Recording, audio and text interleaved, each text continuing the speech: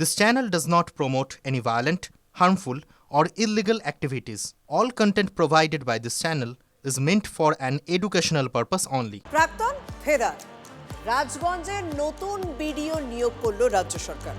প্রাক্তন বিডিও প্রশান্ত বর্মনকে আত্মসমর্পণের নির্দেশ দিয়েছে সুপ্রিম কোর্ট। এরপর থেকেই নতুন বিডিও নিয়োগের দাবিতে সরব হয় সব পক্ষ।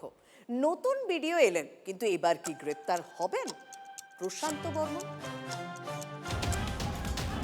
ফরাক্কা, চাকুলিয়া, সন্দেশখালী। এসআইআরের শুনানির ক্ষোভের আগুনে একের পর এক বিডিও অফিস তছনছ হচ্ছে। এই পরিস্থিতিতে জলপাইগুড়ির রাজগঞ্জে নতুন বিডিও নিয়োগ করল প্রশাসন। তবে এসআইআরের ক্ষোভে নয়, রাজগঞ্জের আগের বিডিও প্রশান্ত বর্মন সোনা ব্যবসায়ী খুনে অভিযুক্ত। দীর্ঘদিন ধরে গা ঢাকা দিয়ে রয়েছেন। হাইকোর্ট সুপ্রিম কোর্টে ঘুরেও রক্ষা কবচ পাননি। ধরা দিতেই হবে প্রশান্ত বর্মনকে। তাকে নিয়ে শাসক দল তৃণমূলের অন্দরেও দানা বাঁধছিল ক্ষোভ।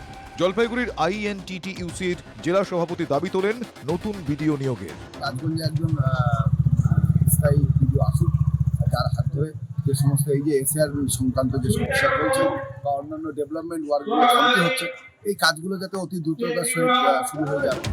22শে ডিসেম্বর খুনে অভিযুক্ত রাজগঞ্জের প্রাক্তন বিডিও প্রশান্ত বর্মনের আগাম জামিনের আর্জি খারিজ করেছিল কলকাতা হাইকোর্ট। এরপর থেকে বেপাত্তা হয়ে যান প্রশান্ত বর্মন। সুপ্রিম কোর্টের দ্বারস্থ হলে 23শে জানুয়ারির মধ্যে তাকে আত্মসমর্পণের নির্দেশ দিয়েছে সর্বোচ্চ আদালত। 6-7 দিন থেকে ঘুরছি একইভাবে নানা রকম সমস্যা নিয়ে, কিন্তু বিডিও অফিসে কাজ হলো না, কিছুই হলো না। ব্লকের মেন যে মাথা সেই নেই, তাহলে বুথ লেভেল বা অঞ্চলগুলোর কি অবস্থা হতে পারে বিডিও ছাড়া? দৈনন্দিন জীবনে কারো SC সার্টিফিকেট লাগবে, কারো এটা লাগবে, কারো সেটা লাগবে, এই কাজগুলো বন্ধ হয়ে আছে। তো অবিলম্বে আমাদের একটা বিডিও সাহেবের খুবই প্রয়োজন। উনি একজন বিডিও, WBCS ফ্রেন্ড, পিসি এবং ভাইপোর হাত তার মাথার উপরে আছে, তাই পুলিশ নিষ্ক্রিয়। এতদিন পার হয়ে গেল, কেন এখনো ভিডিও নিয়োগ করা হয়নি? মানুষ রাস্তা চাইলে যিনি লক্ষ্মীর ভান্ডার ছেড়ে দিন বলে নিদান দেন, যিনি রোগীর পরিজনদের অসন্তোষের মুখে ডোন্ট কেয়ার ভাব দেখান, প্রশান্ত বর্মনের বিরাট ক্ষমতা আর লম্বা হাতের পরিচয় এর আগে অনেকেই পেয়েছেন। সেই তিনি এখন ধরাছোঁয়ার বাইরে। এই পরিস্থিতিতে জয়েন্ট বিডিও সৌরভ কান্তি মণ্ডলকে রাজগঞ্জের বিডিওর দায়িত্ব দিল প্রশাসন। বহুদিন যাবত ভিডিও নাই বলে অনেক কিছু কাজের হাম্পার হচ্ছিল। এই রাজগঞ্জবাসী বিধানসভা নির্বাচনের আগে যে আমরা ভিডিও পেলাম, আমরা সবাই খুব খুশি। প্রশাসন কি করছিল? প্রশাসন তাকে সেফগার্ড করে রেখেছিল।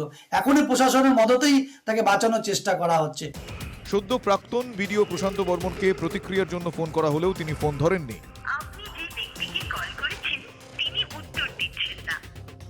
কার মদতে এতদিন ধরে গা ঢাকা দিয়ে রয়েছেন সোনা ব্যবসায়ী খুনে অভিযুক্ত প্রশান্ত বর্মন? প্রশান্ত বর্মনের খোঁজ কি পুলিশ পাবে, নাকি ধরাছোঁয়ার বাইরেই থেকে যাবে খুনের মামলায় ফেরার এই প্রশান্ত বর্মন? নীলেশ্বর সান্যালের রিপোর্ট, TV9 বাংলা।